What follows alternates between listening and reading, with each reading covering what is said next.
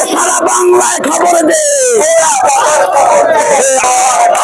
৭১-এর হাতিয়ার, ১৮-র হাতিয়ার, কোটা না মেধা, কোটা না মেধা,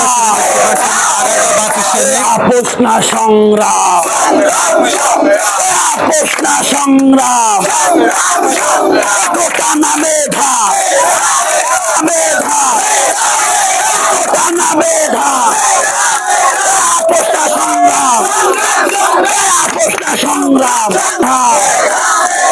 কোটা না মেধা, লেগেছে রে লেগেছে, লেগেছে রে লেগেছে, জেগেছে রে জেগেছে, লেগেছে রে লেগেছে, কোটা না মেধা, কোটা না, জেগেছে রে জেগেছে, লেগেছে রে লেগেছে, সারা বাংলায় খবর দে, ১৮-র হাতিয়ার, ৭১-এর হাতিয়ার, উঠছে পাখি দিচ্ছে ডাক,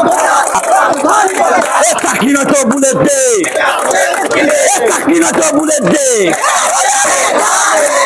কোটা না মেধা, আপোষ না সংগ্রাম, আপোষ না সংগ্রাম, জেগেছে রে জেগেছে, লেগেছে রে লেগেছে।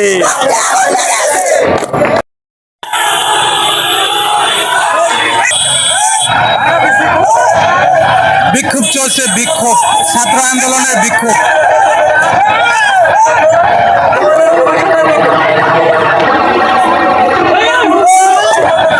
আপনি দেখতেই পাচ্ছেন সারা বাংলাদেশ ব্যাপী এই বিক্ষোভগুলো, এটা আগারগাঁ থেকে হচ্ছে।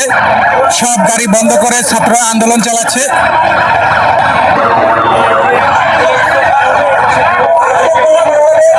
সারা বাংলাদেশে এই আন্দোলন, ছাত্র আন্দোলন ডাকছে।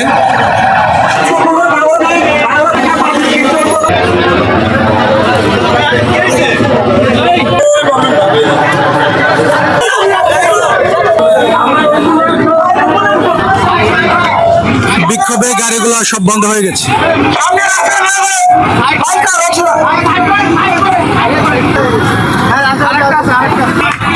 অ্যাম্বুলেন্স গুলো সাইড দিয়ে দিচ্ছে।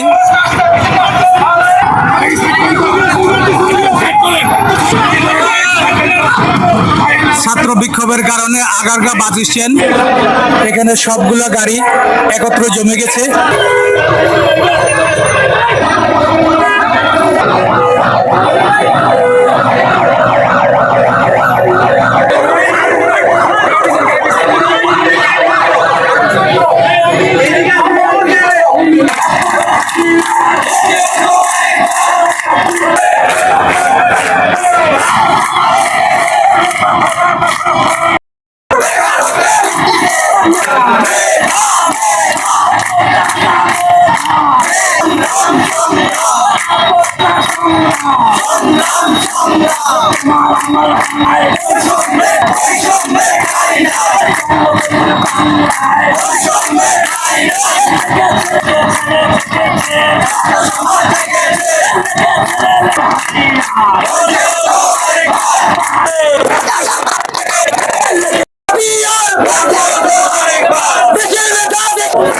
চালাচ্ছি কারণ হলো এখানে আমরা জানেন যে কোটা পদ্ধতি আছে, সেখানে ধরেন যে সেখানে মুক্তিযোদ্ধা কোঠা, অন্যান্য নারী কোঠা, প্রতিবন্ধী কোঠা সব মিলিয়ে 56% কোঠা।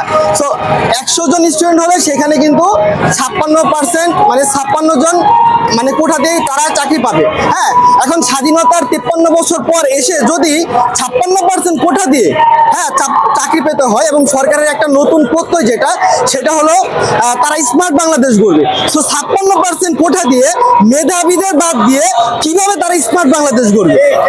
তাহলে মেধাবীরা কোথায় যাবে? স্মার্ট বাংলাদেশ গড়বে। সো সরকারের যে একটা নতুন প্রত্যয়, আমি মনে করি যে এই বিষয়টা খুবই হাস্যকর। তারা স্মার্ট বাংলাদেশ গড়তে চাচ্ছে, কিন্তু সেখানে মেধাবীদের বাদ দিয়ে যারা মেধাবী নয়, মুক্তিযোদ্ধাদের নাতি বা নাতনি, তাদেরকে দিয়ে দেশ পরিচালনা করবে, এবং সেখানে কিন্তু তারা মোটেও মেধাবী নয় এরকম। সো আমি মনে করি এই বিষয়টা খুবই অযৌক্তিক। আমরা কোটা সংস্করণ চাই বা পুরোপুরি কোটাটা বাতিল চাই আর কি।